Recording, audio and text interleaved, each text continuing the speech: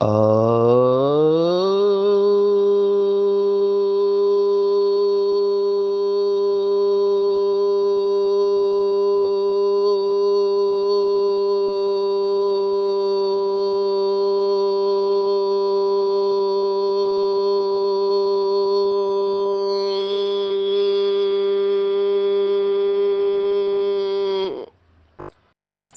शांति।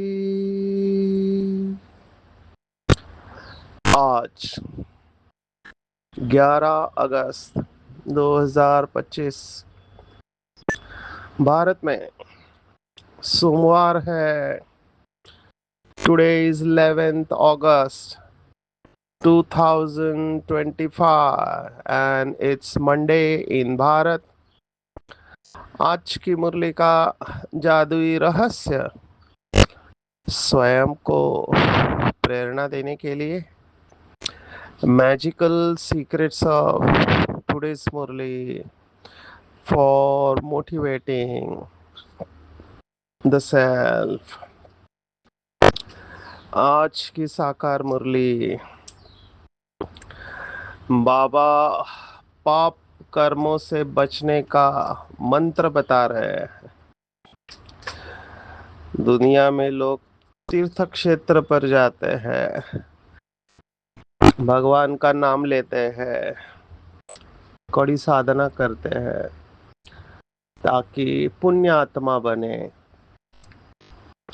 भक्ति मार्ग में भी ये समझ है कि जब तक पवित्रता को धारण नहीं करेंगे तब तक भगवान के गुणों का, शक्तियों का अनुभव होना मुश्किल है। तो अपनी शक्ति के अनुसार भक्त आत्माएं भी पवित्रता की धारणा करते हैं, लेकिन बेचारे भक्त आत्माएं यथार्थ ज्ञान न होने के कारण जिसे पुण्य समझते हैं वो भी पाप के खाते में चला जाता है। बाबा ने आज स्पष्ट कहा, कलयुग में सबसे पाप कर्म ही होते हैं। यहाँ पे एक भी पुण्य आत्मा नहीं है। शिव भगवान आज बहुत मुरलियों में बाबा ने ये कहा है। तो क्या सन्यासी जो घर बार छोड़ते हैं, क्या वो पवित्र नहीं है? आज तो बाबा ने कहा, ब्रह्मा बाबा की भी पूजा नहीं हो सकती जब तक वो संपूर्ण अवस्था को प्राप्त नहीं करे। तो भले वो घर बार छोड़ते हैं, पवित्र जीवन जीते हैं, लेकिन शरीर तो तमो प्रधान है और शरीर का असर तो आता ही है। तो बाबा के भाव को समझना है। और बेचारे भक्ति मार्ग में भले सभी साधना करते हैं, परमात्मा का नाम लेते हैं, लेकिन अगर ये अटेंशन नहीं है कि hear no evil see no evil, तो भी कचरा तो जमा होते ही जाता है। हमारी बहनें, ये जब से मीडिया विंग में आया है कि लोगों को एक आदत होती है, सुबह उठते ही न्यूज़पेपर पढ़ते हैं। आजकल मुझे तो पता नहीं, हमारे पास ना न्यूज़पेपर है ना टेलीविजन है, लेकिन सुना है कि लोग सुबह उठते ही पहले न्यूज़ सुनते हैं या पढ़ते हैं। तो मीडिया विंग में बहुत लोगों ने ये सजेशन दिया कि कम से कम आपका ये जो पहला पेज है, लास्ट पेज है इलेक्ट्रॉनिक मीडिया का या प्रिंट मीडिया का, उसको तो आप पॉजिटिव दिखाओ। तो मीडिया वालों ने कहा कि अगर पॉजिटिव दिखाते हैं तो कोई पढ़ता नहीं है, लोगों को इन्हीं सब्जेक्ट में रुचि होती है, निगेटिव न्यूज़ में। और क्लासिकल उदाहरण वो देते हैं कि इंसान को कुत्ते ने काटा तो न्यूज़ नहीं है, लेकिन कुछ इंसान अगर कुत्ते को काटता है तो वो न्यूज़ बन जाती है। तो ऐसी न्यूज़ देते रहते हैं जिससे लोग एक्साइट हो जाए। अभी तो ऐसे लोग हैं जो पूरे मार्केट को कंट्रोल करते हैं। माना ये न्यूज़ भी ऐसी फैलाई जाती है जिससे कि मार्केट ऊपर नीचे हो और फिर उसका फायदा उठा सके। जैसे पॉलिटिशियन लोग होते हैं, तो सभी नहीं, कुछ पॉलिटिशियन इलेक्शन के वक्त बहुत सारी बातें बहुत प्लान तरीके से प्लान करते हैं, ताकि भारत के लोग इमोशनल होते हैं, वो तुरंत रिएक्ट करना चालू कर देते हैं और उनको समझ में ही नहीं आता कि ये बहुत सिस्टमेटिक प्लान तरीके से चल रहा होता है। हमने तो यहाँ तक सुना है कि दो अपोजिट पार्टी वाले, ये इनका प्लानिंग ऐसा होता है कि दिन में एक दूसरे के प्रति अपशब्द इस्तेमाल करेंगे और रात को एक साथ मिलके पार्टी करते हैं। तो बेचारे लोग इसमें फंस जाते हैं। अभी इन्हीं बातों को न्यूज़पेपर में पढ़ते हैं, मुझे बहुत वंडर लगता है कि दिन भर टीवी के ऊपर न्यूज़ देखेंगे, वही बात फिर दूसरे दिन न्यूज़पेपर में पढ़ने की क्या जरूरत है। लेकिन है, आदत कहो, शौक कहो, जो भी कहो, यहाँ पर हमको बहुत अटेंशन रखना चाहिए। क्योंकि जो भी बातें इंफॉर्मेशन हम कहते हैं, इनपुट्स, अंग्रेजी में कहते हैं सेंसरी इनपुट्स, माना इंद्रियों के द्वारा जो भी अंदर जा रहा है वो सब आत्मा को प्रभावित कर रहा है। ये जो बाबा ने पाप कर्म से बचने की युक्ति बताई, ये बहुत पावरफुल है। इसमें पांच बातें होती है: hear no evil, see no evil, think no evil, talk no evil and do no evil. माना बुरा न सुनो, बोलो और देखो भी मत, ये तीन गांधी जी के बंदर थे। उसमें दो और, करो मत और सोचो भी मत। हमारा डिजिटल वेलनेस कोर्स में एक चौथा बंदर दिखाते हैं। वो चौथा बंदर न किसी की सुनता है, न किसी को देखता है, न किसी से बात करता है, क्योंकि वो मोबाइल में घुसा रहता है। ये भी इस समय का बंदर है, जिसे और किसी दुनिया की फिक्र ही नहीं है। तो ये कैसे पाप कर्म से बचाते हैं, इसको समझना है, इस मैकेनिज्म को अच्छी तरह से समझना है, क्योंकि प्योरिटी की परसेंटेज इसके साथ जुड़ी हुई है।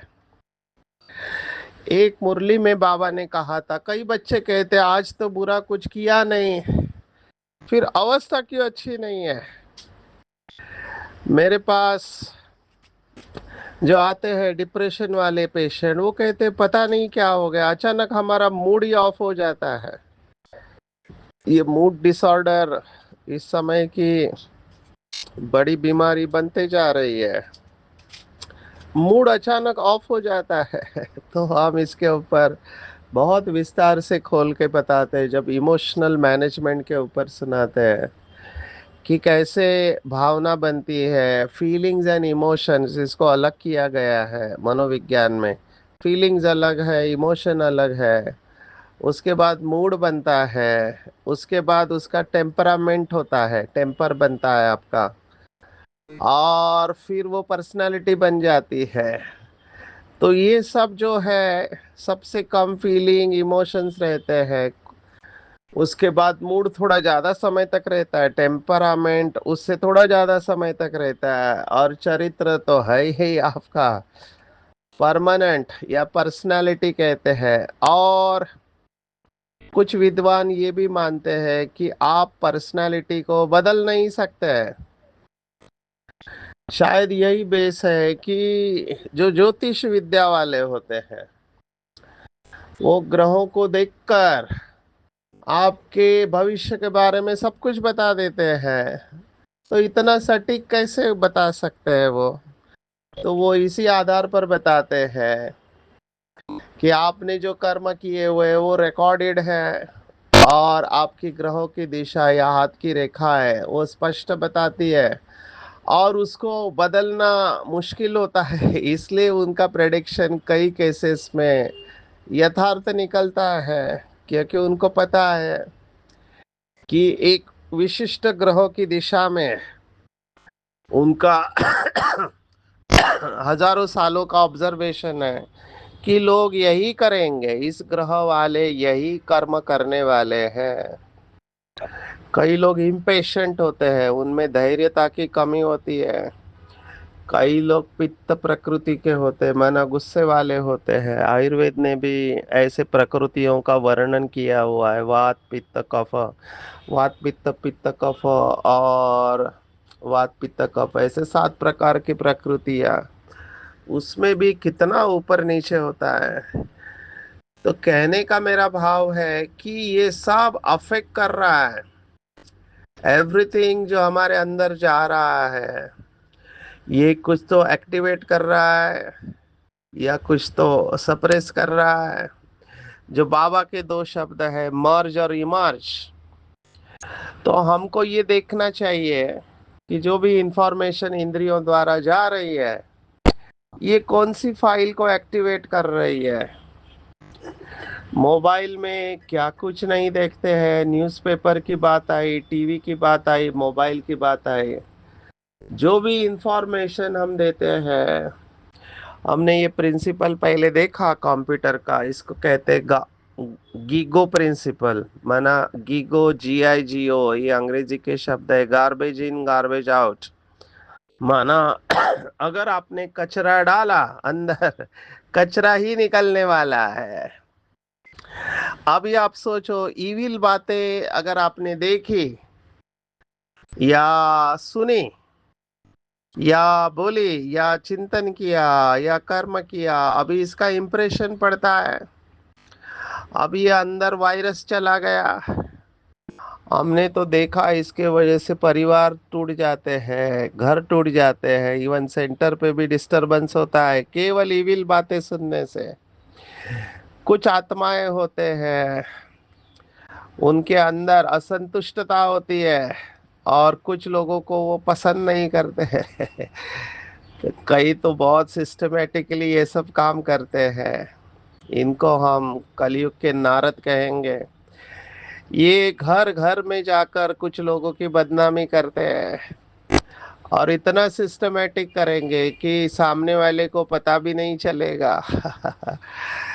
तो हमको ऐसे लोगों को एनकरेज नहीं करना चाहिए। ये बात बाबा ने कई बार मुरलियों में कही है कि सुनी सुनाई बातों के ऊपर कभी भी विश्वास नहीं करना चाहिए। बहुत बड़ी धारणा की पॉइंट है, सुनी सुनाई बातों के ऊपर कभी भी विश्वास नहीं करना चाहिए, क्योंकि इससे परिवार टूट सकता है, सेंटर में भी डिससर्विस होती है। केवल इतना ही किया कि सुनी सुनाई बातों के ऊपर विश्वास किया। नंबर 1, चलो वो बात सच भी है तो भी नहीं सुनना चाहिए ऐसे बात, क्योंकि हम शायद कई सारी बातों में कुछ कर नहीं सकते, डिसीजन नहीं लिया जाता है। अभी मैं इस फेस को देख रहा हूँ, it is very difficult to take the decisions. बाबा ने खुद मुरली में कहा है कि अगर बाबा किसी के अवगुण सुना दे तो आना ही छोड़ देंगे सेंटर पर। अभी यहाँ पर मैं कुछ बातों को सुनाना चाहूंगा, क्योंकि उससे डिससर्विस हो रही है। बाबा मुरली में जनरल बताता है, किसी का नाम लेके नहीं बताता है। क्यों बाबा ऐसे कर रहा है? तो उसके पीछे राज है। सभी जो मुरली सुनाने वाले भाई बहने इस बात को बहुत अच्छी तरह से समझे, दोनों कान खोल के सुन ले। क्योंकि बाबा जब मुरली में कुछ भी सुनाता है, आत्माओं का अवगुण सुनाता है, तो कुछ क्लासेस में देखा है कि भाई बहनों की तरफ इशारा किया जाता है, जिसके अंदर यह अवगुण है। ऐसा कभी भी नहीं करना चाहिए। तो जो मुरली सुनाने वाले हैं, उनके ऊपर ये बहुत बड़ी रिस्पॉन्सिबिलिटी है। ऐसा कुछ भी कर्म नहीं करना चाहिए जिससे लोग क्लास में आना छोड़ देंगे। क्योंकि उनको भी पता है कि उनके अंदर वो अवगुण है। आप क्लास में फिर से उनके तरफ देखकर या उनका नाम लेकर बोलते हैं, तो ये बहुत बड़े डिससर्विस का कारण बन सकता है। देखो, एक फंडामेंटल बात जो बाबा से हमको सीखनी चाहिए, कि बाबा अविनाशी सर्जन है और बाबा को पता है कि आत्मा के अंदर कौन सी कमजोरी है। अभी बाबा को अधिकार है बोलने का, हमको कोई अधिकार नहीं किसी का नाम लेने का। जब बाबा को सब कुछ पता होते हुए भी बाबा चुप बैठ रहा है, तो हम किस अधिकार से किसी व्यक्ति का क्लास में नाम ले सकते हैं और किसी की तरफ इशारा भी नहीं कर सकते हैं? बिल्कुल नहीं करना चाहिए, सबको पता है। और और एक विशेष बात जो बाबा ने कुछ दिन पहले वरदान में ही बताई थी कि आपने अगर समझो किसी का अवगुण बताया तो वो आपका 10 गुना अवगुण बताएगा। इसलिए इन बातों में जाना नहीं चाहिए। मैं हमेशा कहता हूँ कि क्लास का वायुमंडल हमेशा पॉजिटिव रहना चाहिए, एक दूसरे का उमंग उत्साह बढ़ाना चाहिए। उल्टा बाबा ने यहाँ तक श्रीमत दी है कि अगर आप किसी का अवगुण आपको पता है फिर भी आप उसकी विशेषता सुना दो, तो जितना हम दूसरों की विशेषता सुनाएंगे तो उसको अंदर से ही रियलाइज हो जाएगा, क्योंकि बाबा के बच्चों में बहुत सुंदर रियलाइजेशन पावर होती है। तो हमको किसी का नाम क्लास में लेना नहीं चाहिए कि ये कामिक, क्रोधी, आलसी या जो भी है, ऐसा कभी नहीं कहना चाहिए। बिल्कुल नहीं, इसके लिए बहुत बड़ी मना है। तो मैं इस प्लेटफॉर्म का यूज करके बता रहा हूँ, क्योंकि मेरे पास बहुत कंप्लेंट आती है निमित्त आत्माओं के अगेंस्ट। कहते हैं कि ये हमारा नाम लेते हैं क्लास में, तो हम कैसे जाए क्लास में? अभी बाबा तो इशारे से कहता है, तो हमको किसी का नाम लेना नहीं चाहिए। ये भी एक प्रकार से, मेरे हिसाब से बाबा की ज्ञान की गहराई में जाओ तो एक प्रकार से पाप कर्म की कैटेगरी में आ सकता है। आप इसके ऊपर चिंतन करना। क्यों? क्योंकि आपने उस आत्मा को डायरेक्ट इनडायरेक्ट दुख दिया हुआ है और उसमें कोई इम्प्रूवमेंट नहीं होती है। जैसे माँ बाप होते हैं लौकिक में, अभी माँ बाप का भाव अच्छा होता है, यहाँ पर भी शायद कुछ निमित्त आत्माओं का भाव अच्छा है कि वो आत्मा सुधर जाए, लेकिन तरीका गलत होता है।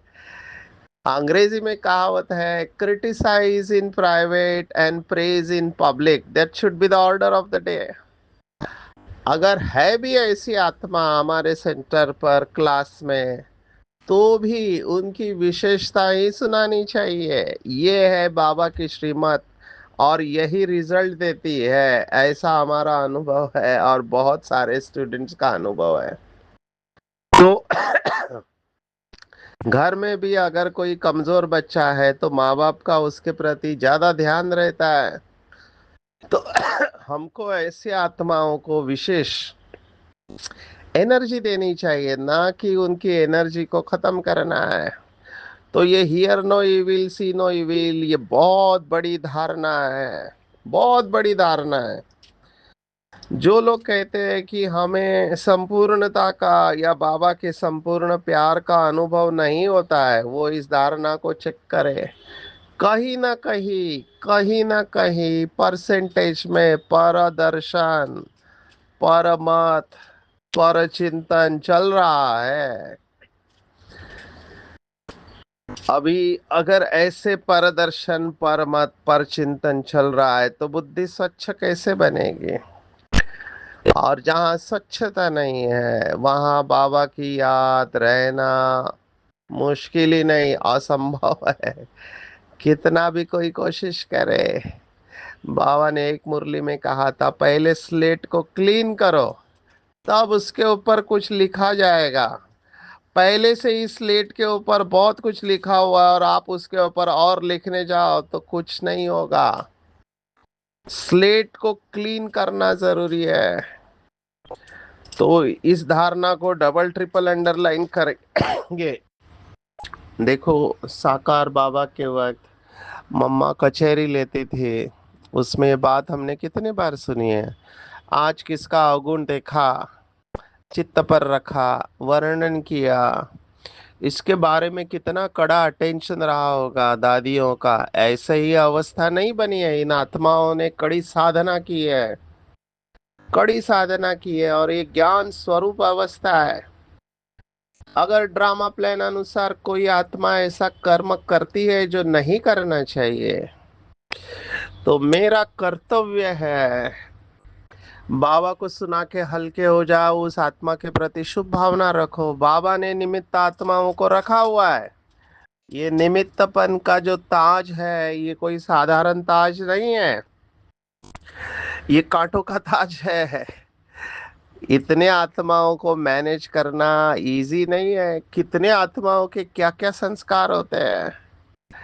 तो हमें ये कर्मेंद्रियों से ऐसे कोई भी पाप नहीं करना है। अगर हम कर्मातीत अवस्था को पाना चाहते हैं, तो पतित से पावन बनना चाहते हैं, तो इन बातों में जाना ही नहीं है।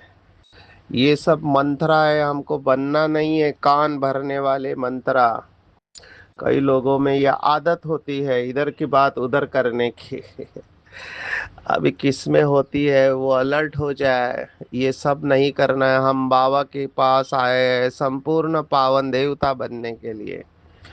आज की मुरली में विशेष सदर्शन चक्र के बारे में 2-3 बार आया है, इसलिए मैं इसके लिए थोड़ा समय दूंगा।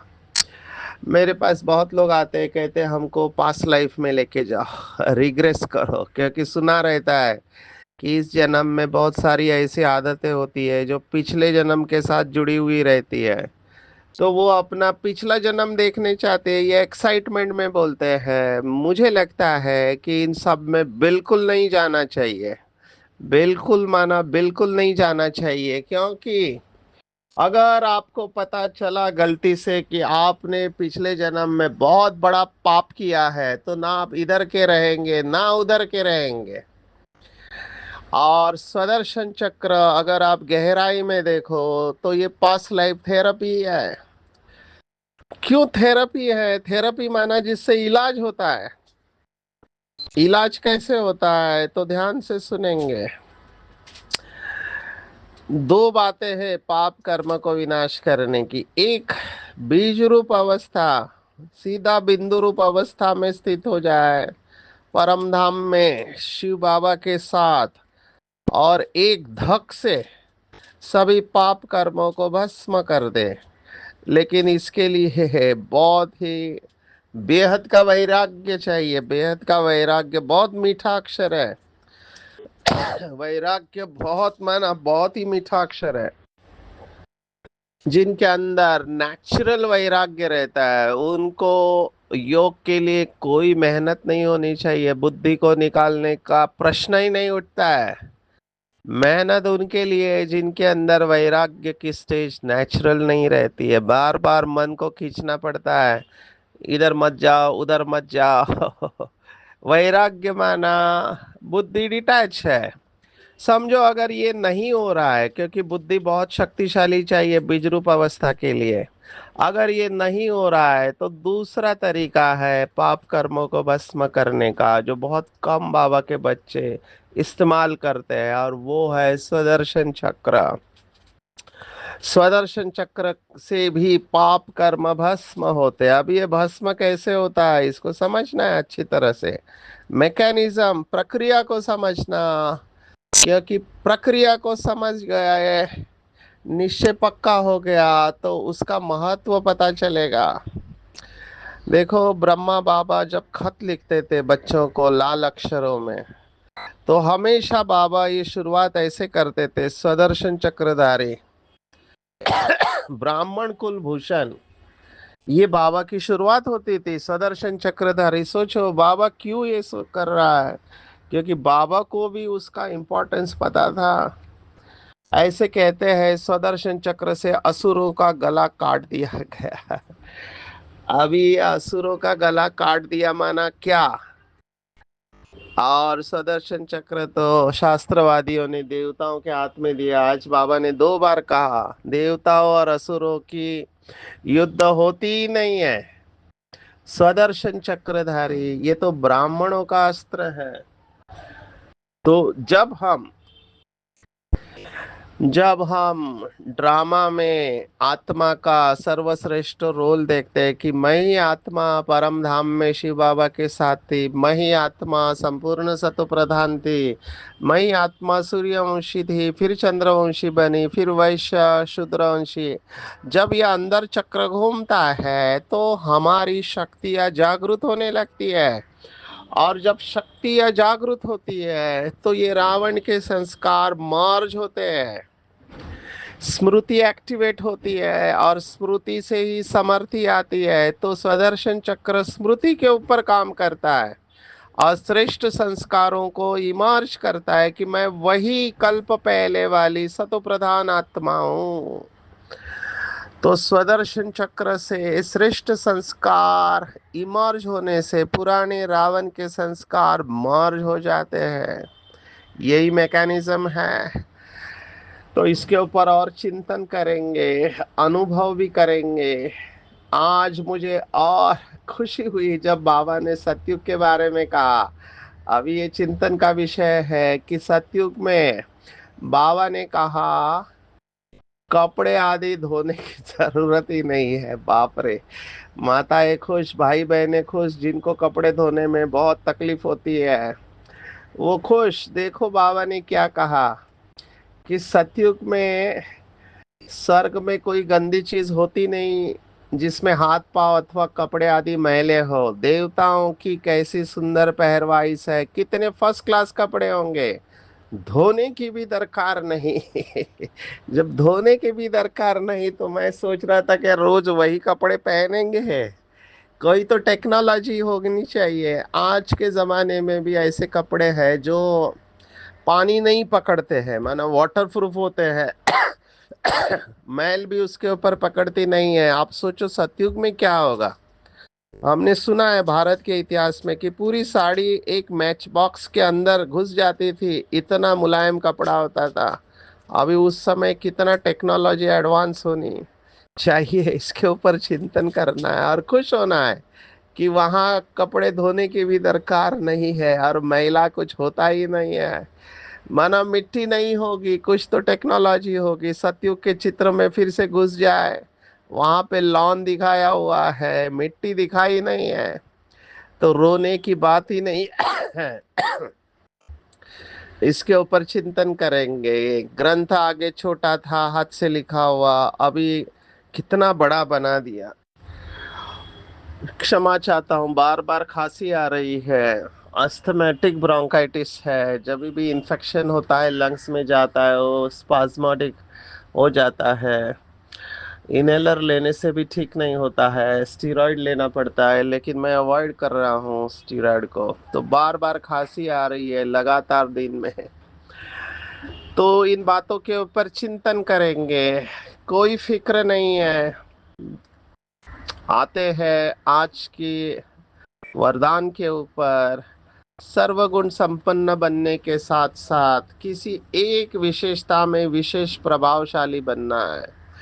मुझे याद आ रहा है 96 में हम वलसाड़ में थे, तो आदरणीय जगदीश भाई आए थे। उन्होंने यही बात मुझे कही थी कि आप किसी एक में स्पेशलिस्ट बनो। जैसे डॉक्टर होते हैं, आँख का स्पेशलिस्ट, कान का स्पेशलिस्ट, लीवर किडनी का स्पेशलिस्ट, ऐसे ही हमको किसी एक विशेषता में आगे जाना है। अभी उस समय हम सभी सब्जेक्ट के ऊपर बोलते थे। लेकिन हमने देखा जैसे ही नशा मुक्ति के ऊपर बोलना चालू किया तो नशा मुक्ति की सेवा बाबा ने ऐसे कहाँ से कहाँ लेके गया हमको समझ में भी नहीं आया। मैं धन्यवाद देता हूँ डॉक्टर अशोक मेहता को, क्योंकि मैं अल्कोहल और टोबैको दोनों में काम करना चाहता था। गीता बहुत प्रिय थी इसलिए नाम भी गीता दे दिया, पर स्पेलिंग TAA लिखा था, तो उन्होंने कहा एक ही निकाल दो, अल्कोहल और टोबैको के ऊपर फोकस करो।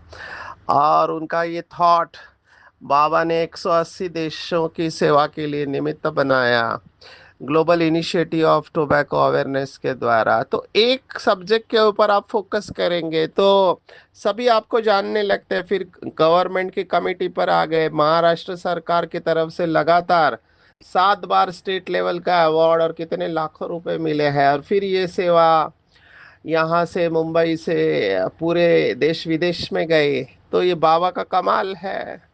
विकारा रूपी सांपों को सहज शैया बना देना है तो निश्चिंत रहेंगे। और मन बाप का है तो लगाने का प्रश्न ही नहीं उठता है। जितना ज्ञान सूर्य की किरणें व प्रकाश बढ़ता जाता है उतना प्यार की लहरें उछलती है। आज के पूरी मुरली में टेक होम बाबा ने कहा, hear no evil, talk no evil, see no evil. कोई भी बुरी चीज देखना नहीं है, सुनना नहीं है, सोचना नहीं है, करना नहीं है, बोलना भी नहीं है। कर्मातीत अवस्था बनानी है पढ़ाई से। हर एक का विशेषता देखना है, हर एक की विशेषता देखना है और वर्णन भी करना है। सर्वगुण संपन्न बनने के साथ साथ एक विशेषता में प्रभावशाली बनना है। विकारों को सहज योग की शैया बना देना है तो निश्चिंत रहेंगे और मन पूरा बाप को दे देंगे। तो ज्ञान सूर्य की किरणें और प्रकाश बढ़ता जाएगा, उतना प्यार की लहरें उछलने का अनुभव होगा, परमात्मा प्यार का अनुभव होगा। परम धाम में बाबा को याद करना है। बाबा ने जो स्मृतियां दी है उनका सिमरन कर अपना कल्याण करना है। चलते फिरते स्वदर्शन चक्रधारी होकर रहना है और अपने अंदर के आसुरीपन के संस्कार को समाप्त करना है। अच्छा, ओम शांति।